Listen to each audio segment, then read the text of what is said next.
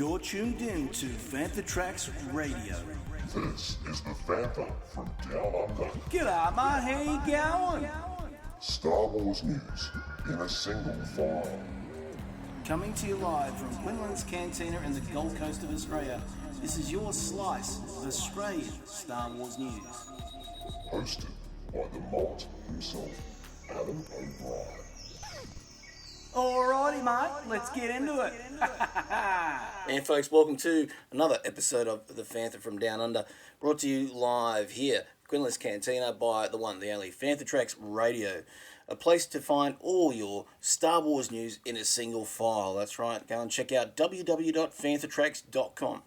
I'm your host, Adam O'Brien. Welcome to the show tonight, and I hope you've enjoyed the last couple of episodes we've had with the guest on the show, Martin Wood, all the way from Birmingham in the UK. Of course, Birmingham is a bustling metropolis of amazing Star Wars fans themselves over there, obviously with Mark Newbold. And of course, we even have on the other side of the spectrum a Doctor Who fan who runs Type 40, a Doctor Who podcast over there, of course, Dan Hadley. All in the same area. Guys, thank you very much for coming on the shows and obviously spreading your love for Star Wars. And of course, George Lucas' amazing creation. So I hope you enjoyed your week, and I hope you've really been getting into, obviously, the great stuff that's been online the last couple of days, particularly with, of course, The Mandalorian, just about to launch on the 12th.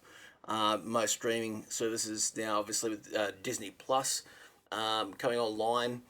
This is a really interesting time. Obviously, Australia is getting it around the same time as the US, but we've just found out that, unfortunately, in the UK and thereabouts, in that part of Europe, due to, I think it's one of the distributors over there, and I think it's Sky, might be, the Sky channel over there, but due to the rights and associated rights within those products, they stream as well, or they distribute in the UK. It looks like the UK is not getting the actual Disney Plus now till March next year, which I think is completely unfair. I thought that, the power of somebody like Disney would have been able to at least help them out. So I urge you fans out there not to spoil these shows that are coming out, obviously, like the Disney Plus stuff. And, just think of the UK fans so that come March next year when it does launch, they get to actually experience it for themselves as well as it is, not just, obviously, get to the point where they've seen everything beforehand. It's very hard, obviously, on the internet now these days where, unfortunately, news is so fast and so furious when it comes to spoilers and stuff like that. Things are spoiled very early on. I think one of the big ones of that would come to, obviously, the Marvel franchise when Endgame came out. And I hadn't seen it, I think, for a good month. So it was about 4 weeks when it first launched. And, I got to a point where I already knew what was happening thanks to, obviously, people not even thinking about it when they post online, whether it's on Facebook or on Twitter, whatever it is, any of those social platforms, and they want to have their piece. So a little restraint out there, folks. Let's think of those fans that are missing out on this stuff, because, it's unfair, and it's unfair of us to spoil it for them. So some big news, obviously, is that Anthony Daniels has released his book. Of course, it's called I Am C-3PO, The Inside Story. Kind of, I suppose the title a little bit like when Leonard Nimoy released those books, I Am Spock and I Am Not Spock.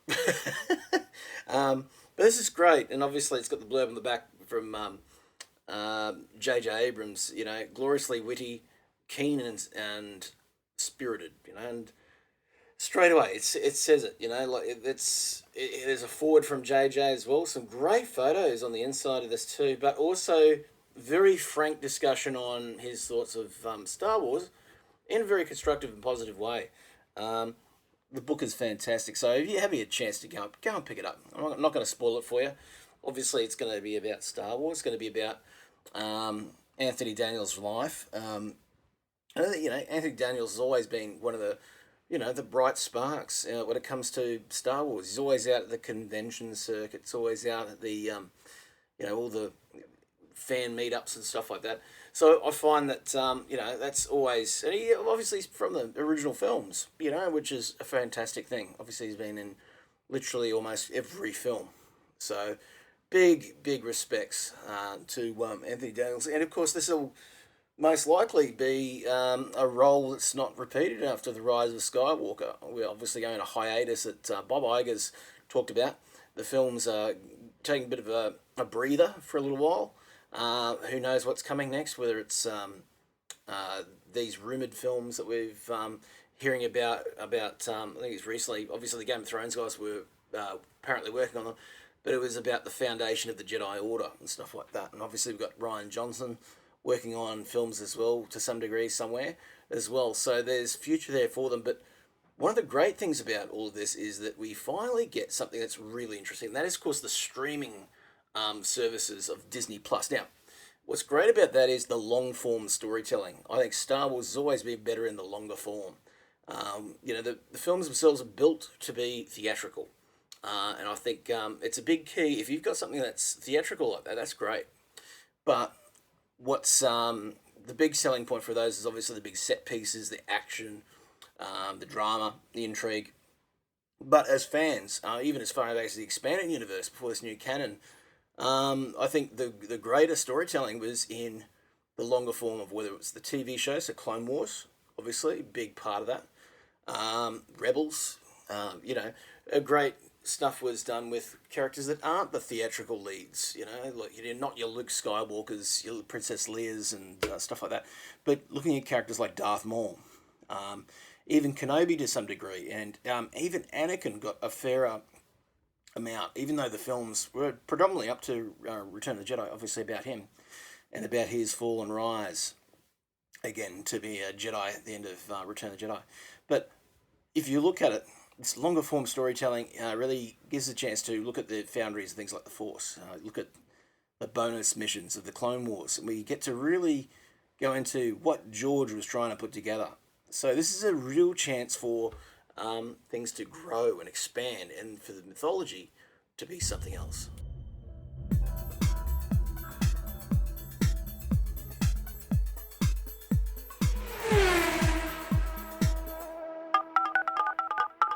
Alright folks, here's how you can contact the one, the only Fantha Tracks, the Fantha from Down Under. You can find the shows on iTunes, Stitcher, Spotify. You can find it on anywhere where you can find great podcasts. And of course, you subscribe to it there.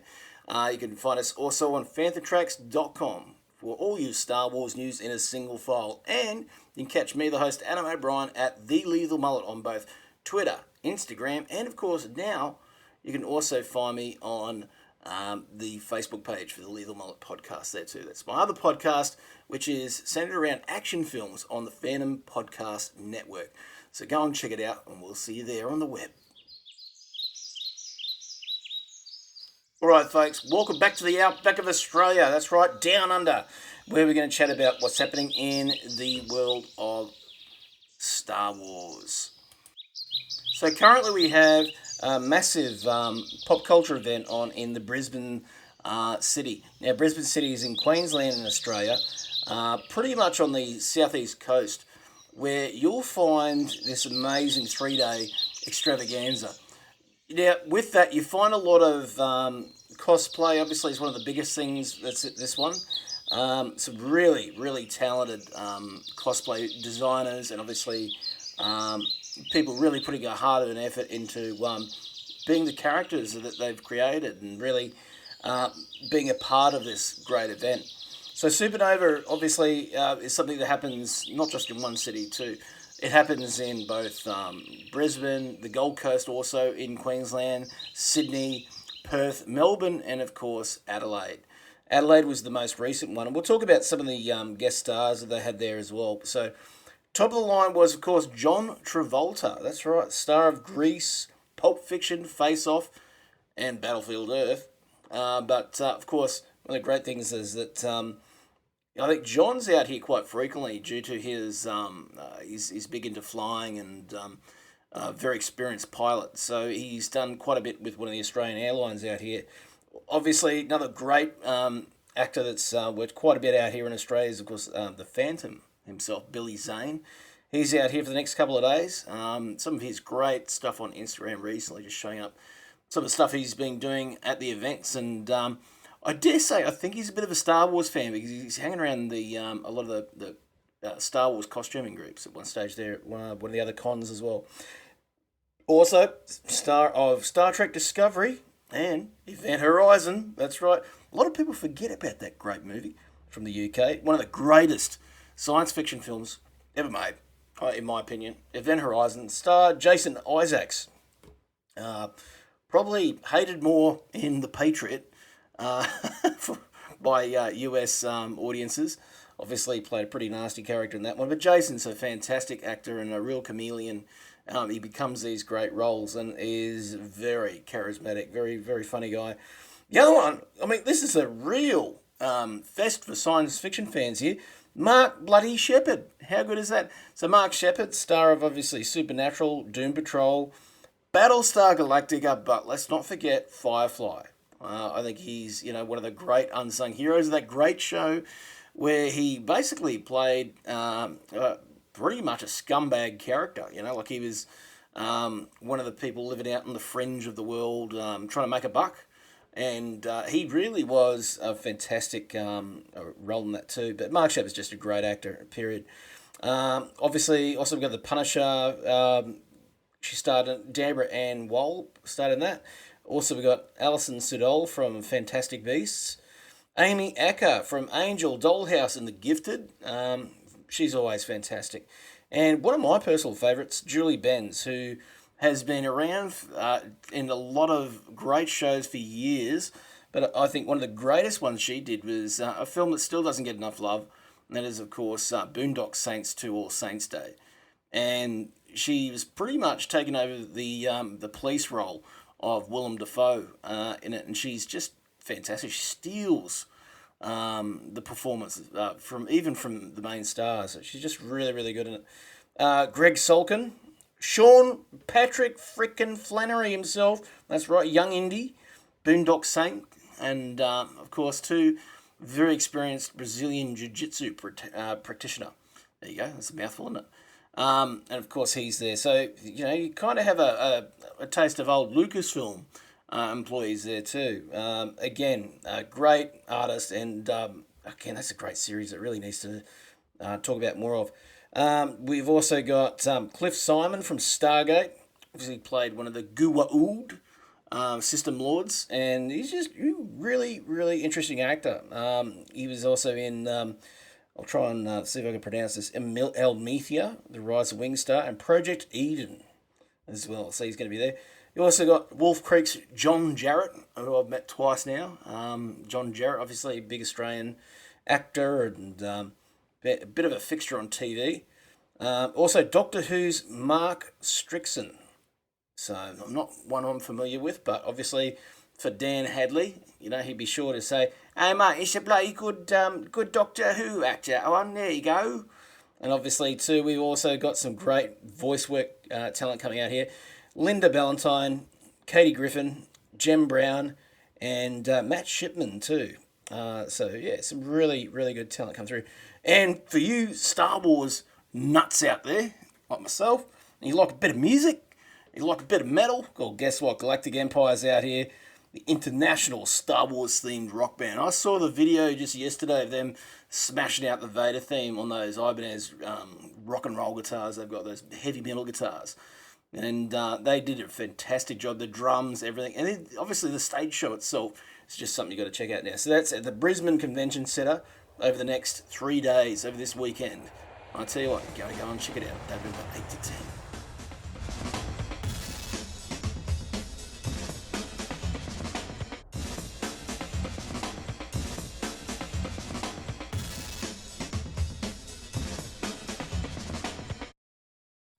Alright folks, we're going to talk about what's on in the social circles and of course what news you can find on the one, the only website itself, fanthatracks.com.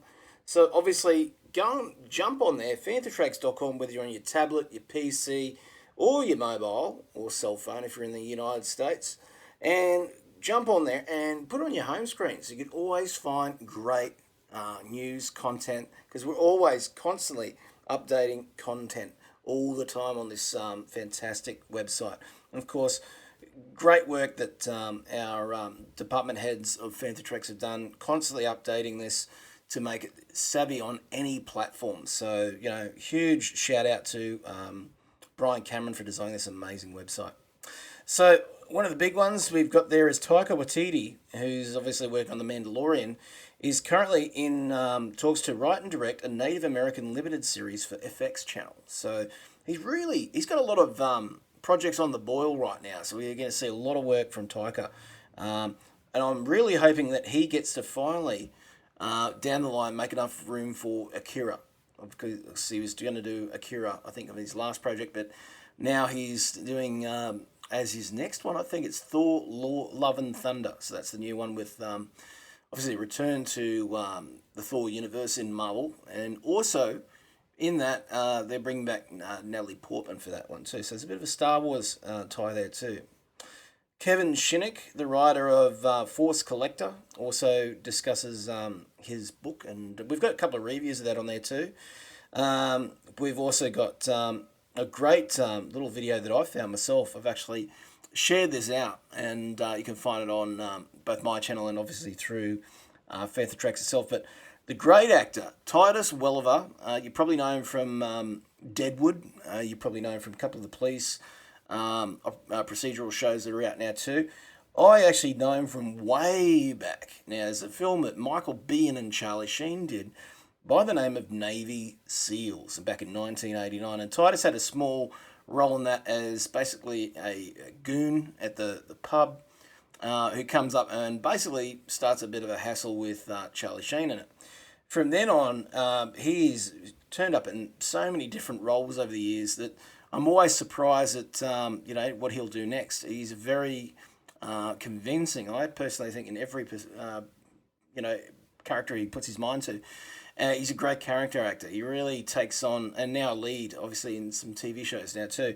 But Titus is just fantastic. But his biggest role to date is that he is working with Sideshow Collector, and obviously he's a collector himself. He collects Star Wars, Marvel. He's a massive Marvel fan. You can see a number of interviews on YouTube. But huge respects to Titus for getting the high-end collectibles, not just your Hasbros and all that sort of stuff you can find at Target and Kmart and Big W and all that sort of stuff. Titus gets the high-end stuff, so really nice statuettes and stuff like that. The busts of Bosk and all that sort of stuff of Darth Vader and Anakin Skywalker, and it's really, really cool to see, basically for us, seeing the other end of it. Paul Hirsch, obviously editor of the original Star Wars, just released a book by the name of A Long Time Ago in a Cutting Room Floor Far, Far Away. I'm still yet to read this and pick it up, but I can't wait because I think that, again, it's always great to see the behind the scenes of the Star Wars universe as well. So, something we've really got to check out. We've also got some great things to announce too. Obviously through the website, there's the news that Gareth Edwards has put support out to help fight breast cancer. So you can find a little link there on the website. Obviously, that's something that is a very good cause to get behind. And we've also got a number of interviews with Anthony Daniels on the website. One with Mark Newbold, one of our core founders of this website as well, so you go and check that out. The new episode of Planet Leia has been released, episode 3. We still haven't found what we're looking for. Again, it is a fantastic show. You've got to go and check out and support the other shows on the Fantha Treks radio network too. Now, obviously, there's a couple there too about Kenobi. Now, Ewan McGregor's been pretty frank about the fact that he's known about this show or this project for about 4 or 5 years, and it's been popping up everywhere that, he says, well, look, I've just had to play dumb. I've had to keep it quiet, And I think what's great about it is that now we're finding out that it was a film originally, but again, as we talked about with streaming, you've got a lot more time to really spread out a performance and set out a world of what you're going to do, and Kenobi maybe needs that. You even look at John Jackson Miller's Kenobi from the old expanded universe, Legends line now, and it's basically the same. There's all that room to really still instill a story that you can get behind in form of a true legend. So it's something very interesting too. Bob Iger, head of Disney, obviously has been put out a book, and it's basically his lessons learned from being in the top job. Obviously, you can learn a lot from what he's done, and again, no matter what position you are in life, whether you're at the top of where you want to be or still on the journey there, there's lessons that we learn through life. So even he is still learning lessons to this day. It's interesting to sort of look at it in hindsight that way too. So go and check that out too. Obviously too, we've got a lot of news on Mandalorian and of course the EA launch of Star Wars Jedi Fallen Order.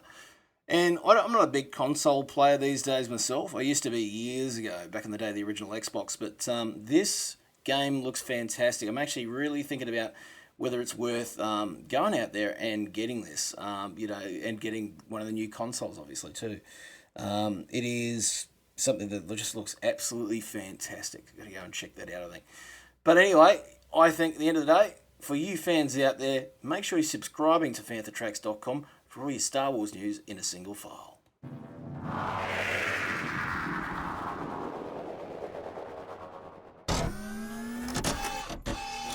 Alright folks, Adam O'Brien here, the lethal mullet, and of course the Fantha from Down Under here on the Fantha Tracks Radio Network.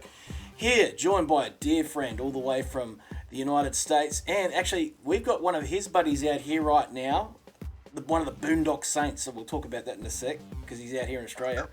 But of course, the one, the only, Eric Onkenhout, all the way from Boston, Massachusetts. Mate, how are you? I'm doing well. How are you? Yeah, really good, mate. Good. Now, Awesome. isn't it a good time to be a Star Wars fan right now? About to have the Mandalorian. I know. I'm so psyched. I mean, it's like I'm watching all these TV spots, and I'm just like biding my time. Isn't it crazy that like we would have thought there'd be Star Wars live action TV long ago? I know. I think it's worth the wait though. Oh, absolutely. We're finally getting it. I can't believe it. And it looks so good. Like it looks just like you'd picture one of those, I suppose mercenary bounty hunter shows would be like. Yeah, it just looks just like a movie. Oh yeah. And it's gonna be awesome. The fact that we've got the announcement from Bob Iger, hey, stay tuned, folks. We've got another 3 series coming. Oh, you mean the Obi-Wan and Cassian series? Series is this? No, I think he's even alluding to that might be more than that. Oh, I'm sure there will be in the future. I think there's going to be less movies. They're going to move towards the streaming movies or series. I think so too. And it's a longer story form. It's one of the things I've been looking at that, you look at how Clone Wars was made, a lot of the like Star Wars Rebels. We get to spend a bit of time with characters you probably don't usually get in a feature film to do. Like, you got your Luke Skywalker's Princess Leia and Han Solo, Rey, Finn, all that sort of stuff. And you get a finite amount of time in a feature film to really do, proper, character studies, if you like. Yeah, absolutely. Now, because the movie's 1 2 hour, 2.5 hour thing, and the series is like, I don't know, 8 hours. It's great. I mean, it's like, and so many people are used to doing like the binge watching stuff like now, they'll binge watch. Like currently I'm redoing a watch of Deadwood. So I'm watching season 1, season 2, and season 3 I watched part of, and then I actually put the book set back on the DVD shelf. And I said, maybe I'll go back to it, and now I'm going to give it a bit of watch while I'm on holidays again. But the thing is, you can sit down without having to worry about advertising, all that sort of stuff, all the ads in between, and just watch it. Good feeling. Yeah, I know. So I guess they announced that the Mandalorian's gonna start at 9 a.m. on Tuesday. That's over here anyway. So yeah, I think you guys get it ahead of everybody, don't you? The US gets it first. Well, I think the Netherlands got it. No. They did too. Yeah, they have. They got it slightly earlier than everyone else. Bad news for our UK pals. So pretty much all the Fantha tracks. The guys are going to be getting it in March 2020. I know. It's really dumb. I don't know why everybody just can't get it at the same time. Yeah, it doesn't make sense that one sort of speck of fandom is not getting like the rest like everyone else would. But I know. You look at it. it's all down to rights, and I think somebody like Disney would have the power to just go, hey, let's put some money to this. We'll buy up the last rights of, I think it's Sky Channel over there. So Sky must have the rights to all the Disney programming and stuff like that. That's eventually going into Disney Plus. So it's interesting time. I mean, what would you like to see as a Star Wars series that hasn't been done? Would it be the Bosk cooking show?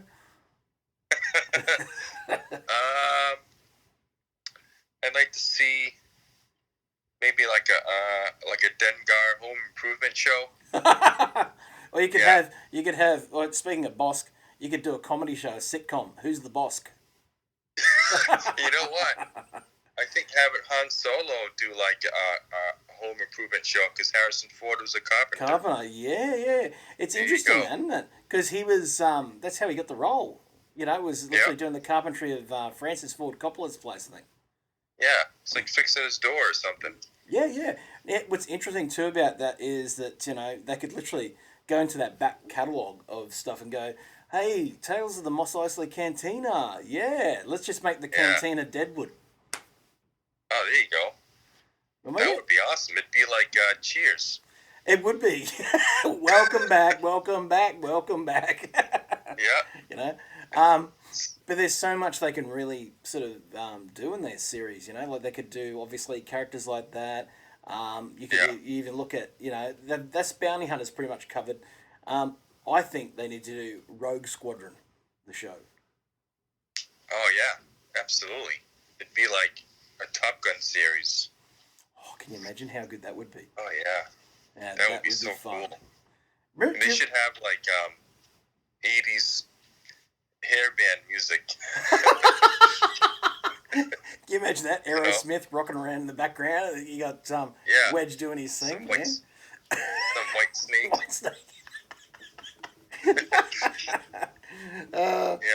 Yeah, I've always thought that they should do something like that. I still remember that was it Nintendo 64 had that Rogue Squadron game, and that was a bloody good little game. That was fun. Yeah, I don't think I ever had it, but I've heard a lot about it. It was really good.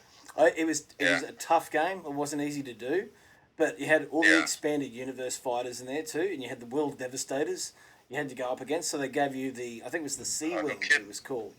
And so you got more of a power plant. So Wedge is like, all right, guys, follow my wing. And you'd be on his side, and then you're kind of like, hey, hang on, that's not an X-Wing. What's he flying?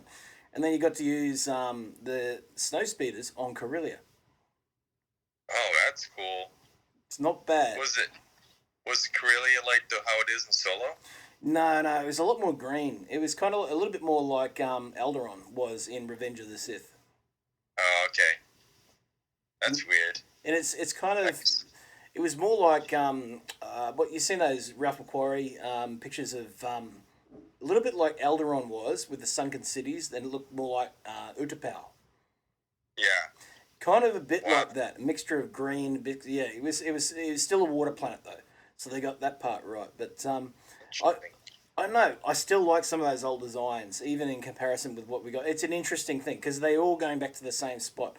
The influence of Ralph McQuarrie there too. So, but the game's just a lot of fun. Of course, I found God Mode. I had to unlock God Mode to get all the ships, and so I remember because my brother and I were both playing it, and he's like, "Where'd you find that one?" I said, "Oh, it's God Mode."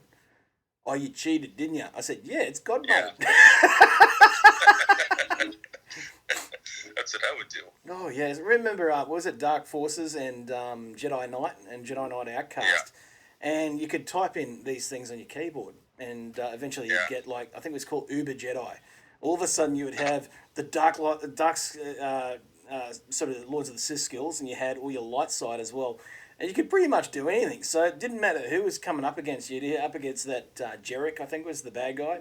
And then you're unlocking everything. And the computer characters don't know what's coming. They're like, hey, man, you just fried me with Force Whirlwind. What the hell? Yeah. You know? I used to love playing X-Wing PC game. Oh, yeah. I spent hours playing that game. I would bring the book to school, study it. Best game ever. I really like that one. And I think the sequel, if I remember, X-Wing versus TIE Fighter. Yeah. And there was a TIE Fighter game, and there was like a B-Wing supplement too, I think. There was too, and I know that because the B-Wing became really popular there for a little while, just outside. Obviously, it was in the movies in Return of the Jedi. But what was interesting about this one was they took, I think it was they put in Rebel Assault 2, if I remember, at the start, and they crash the B-Wing. So you're kind of like, you're on a gun run. Oh, yeah. Remember that? Yeah. I remember that now.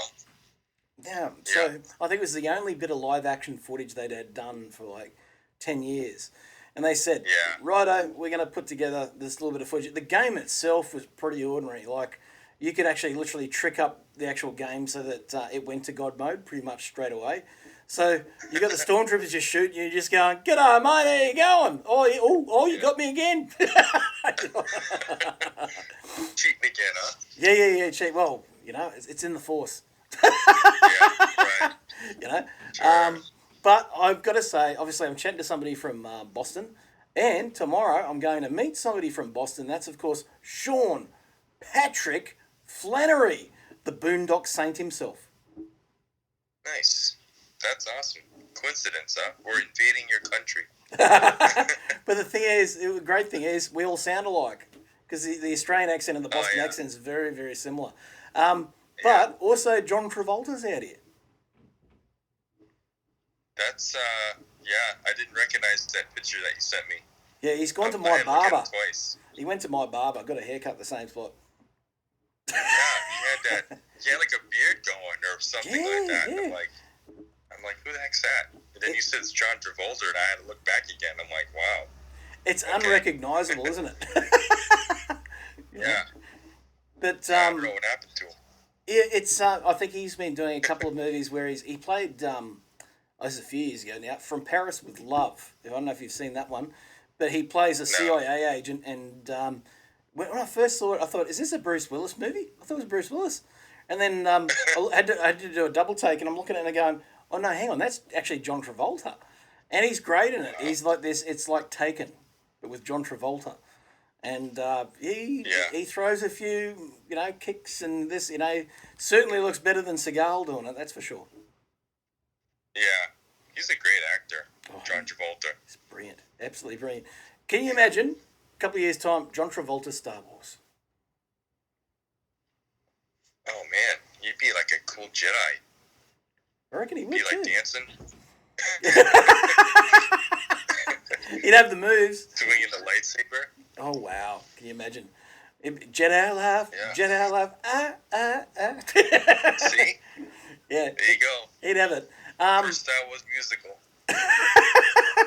Now, I noticed that somebody's reading Master and Apprentice. Oh, yeah. Just started it. Well, I bought it when it came out, the day after Celebration. Mm-hmm. But it's like, that's what I do. I just buy books and they pile up. And then I finally started reading it, I think, last weekend. Yeah. I really like it, actually. It's pretty good. I agree. Yeah. Claudia's done Claudia Gray, one of the greatest writers out there right now, really gets to the core of characters very quickly. There's a few writers that have that specialty, whether it's be, setting up a setting, setting up a character's thoughts. Within a paragraph or two, I'm already know where we are, in a scene. Absolutely. Yeah. Don't you think? Well, before I started reading, I mean, she's awesome. She's definitely my favorite writer. Mm-hmm.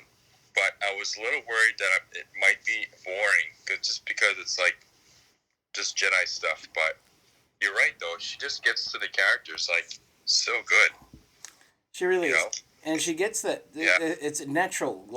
Sometimes there's, whether it's Timothy Zahn or I'm looking back into the old days, even Michael Stackpole, they were able to within a page set you in a mood, and really get you.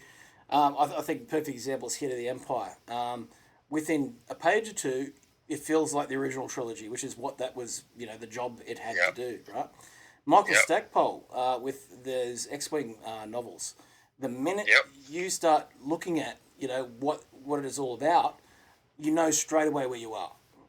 You're in this Top Gun sort of atmosphere. But with Claudia Gray, it's different. It felt like the Phantom Menace straight away. Yeah. But it's just like she knows the characters so well. I don't know how she does it. Mm-hmm. Like her and Charles Soule, I don't know how they do it, but they just They get them so well, and it just like really make you just really relate to the characters. It's really cool. I think it's a little bit like, too, for me, listening to, trying to think of the other author, John Jackson Miller, talk about Kenobi a little while back. You know, really has, for me, got a sense of where this guy is. Everything's happened to him, you know, with that Kenobi novel. Even Rebels with A New Dawn, you know, setting out this new Legends universe. This canon universe from the legend. And what the great about it is, you've got that sense of desperation. These people are trying to survive after such a cataclysmic thing like Order 66 happens.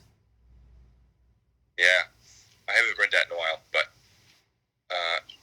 it's just so certain authors. I was actually just thinking about this yesterday or today, but it's funny how they have these few authors that they keep coming back to that just write just phenomenal stuff, you know, whether it's comics or books. They must recognize that like the fans really enjoy their stuff, and they used to keep asking them to come back and do more. So lucky us. It's great. Now I've got to take a quick Palpatine tangent here, because it's funny. It's very funny what these guys done. There was a bit of chat on podcast that's new out there, folks. Got to check it out. It's on the Fantha Podcast Network. It's called What a Piece of Junk, a Star Wars podcast, hosted by Scotty Bowman and Derek Marsh.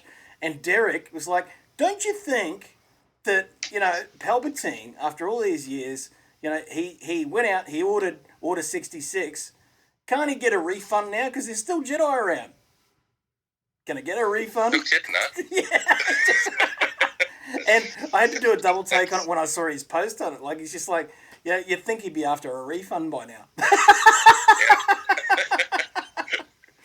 I want my money back. All those Jedi are not dead yet. That Vader guy went to do the order. He hasn't come back with the right one. What's going on? Yeah. He's not working right. No, it's crazy. Now, I notice on a couple of the video feeds, we're starting to see a bit of Vader Immortal, this new sort of series of games. And I haven't had the chance to play this VR game yet, but what are your thoughts on it? You seen some of the videos? I've been watching the episodes on YouTube. I'll watch like gameplay. Mm-hmm. Looks super cool. You know, I don't know if I could play it just because I think I would probably get motion sickness. I think so too. I played one of those old Xbox ones with the same sort of feel, and it can make you feel a bit out. You know, like it feel a bit crook. Yeah, I know some people that have that happen to them. So I'm a little wary, but I want to know the story regardless. So it's cool that you're able to go on YouTube and watch that. Just to see some of that gameplay is just a lot of fun. And I think too, I mean, they're doing Vader now, but what if they do Darth Maul? Oh man, I don't know. Oh man, Darth Maul stuff already. You know? But as far as Vader goes, I like watching the videos because I think some of the stuff in there gets referenced in other material, and I just kind of like to know what they're talking about. You know? Well, without a doubt. And it's interesting that Star Wars has now had a bit of an influence on other films around it. Force Awakens came out and sort of rejuvenated the franchise with that sort of A New Hope flavour, but with new characters, new settings, and expanding the universe. And I see that James Cameron has gone, I could do that with Terminator. And now with Terminator Dark Fate has literally done the Terminator Awakens. Yeah. Oh, yeah. I heard that's a good movie, huh? It's pretty good. It's actually not too bad. Like, it's staying true to what the Terminator is. Have you seen it? Is it out yet? Seen it twice. No kidding. Yeah. Nice. It's not too bad. I'm always wary about these Terminator. Yeah. Well, they've had three chances to make a good one. Oh, all right. Nice. Yeah, some of the sequels weren't too good, so I was a little worried about this one, but it sounds like it's pretty good. Oh, it's definitely getting there. What I think too is the fact that also gives others the fact that Disney are doing the right thing here. They're making a series that expands the material, but Rise of Skywalker around the corner. We've had that trailer, an amazing trailer. It gives me goosebumps just thinking about it. What are your thoughts? What are you hoping to see? Oh man, I'm a little worried about Rey. You know, she had that line in the trailer where she says, "People think they know me, but no one does," or something like that. Just the way she says it, and I don't know. I'm getting a little worried that she's going to take a wrong turn. I hope not, though. But I don't know. And the fact that at the end of the day, this is wrapping up 3 trilogies. 3 trilogies. I know. 9 movies is crazy. But also, like, I don't know what's going to happen to Leia either. You know what I mean? Yeah. I don't know. I don't think they're going to end her story with this movie either. I think she's going to keep going. So, I'm kind of glad about that. And I see that her brother came out and talked about, was it her brother or, I can't remember if it's her brother or, anyway, a family member came out to say that originally this Rise of Skywalker was going to be more about her taking up the Jedi mantle. Yeah, I think it was her ex-husband or something. Oh, that's right. Yeah. Maybe. I'm not sure. Yeah. Yeah, so that she was going to end up with the saber at the end and pull some Jedi stuff. I don't know if she would really do that, though, Leia. Yeah, she's very take charge. You know, even if she was a Jedi, like as in the classical sense, I think she wouldn't be as laid back perhaps as other Jedi, even as far as like even Luke's reluctance. I think there's a little bit more inherent action. She's an alpha. She wants to get out there and get it done. Yeah, it's true. But I just don't think she would pick up a weapon. No, I think she's more verbal kind of person. Yeah, I think at the end of the day, she'd definitely surprise people. Yeah, and she is tough. She's a tough cookie. I wouldn't mess with her. Oh, that's right. Now, Eric writes a lot of blogs, obviously about Star Wars and other things as well. You can find his work on, obviously, Retro Zapped. And you're doing a fair bit of work with Skywalking Through Neverland. Yeah, I was doing weekly reviews. Well, I was doing reviews on a weekly comic called Return to Vader's Castle. Nice. Published by IDW. That was kind of like a Halloween kind of theme comic. So, yeah, that was fun. They were really good. That's a really good series. I think they're going to continue that too. Oh, that's fantastic. So, and again, it's good to see that they do themed comics and stuff like that after a while. They do not just the main run of Marvel. Marvel's done such a good job, and IDW as well. Yeah. And the artist for that series, Francisco Gavia, he's like one of my comic book artists. The guy's so good. It's very kind of like 40s noir kind of art. It's very good. It's fantastic stuff. If you ever get a chance to check out his stuff, I recommend it. Oh, for sure. Yeah. Now, folks, obviously you got to go and check that out. But where can people here at Fantha Tracks track you down and check out your work and just get in touch on social media with you? Yeah, well, like you said, I'm on RetroZap. I do reviews. I write reviews for Star Wars Resistance every week. Actually, I think one's getting posted probably this weekend. And I write for Skywalking to Neverland occasionally. You can find me on Twitter at Eric the Silent. Yeah, that's my name. I forget. And I'm on Instagram at OK75.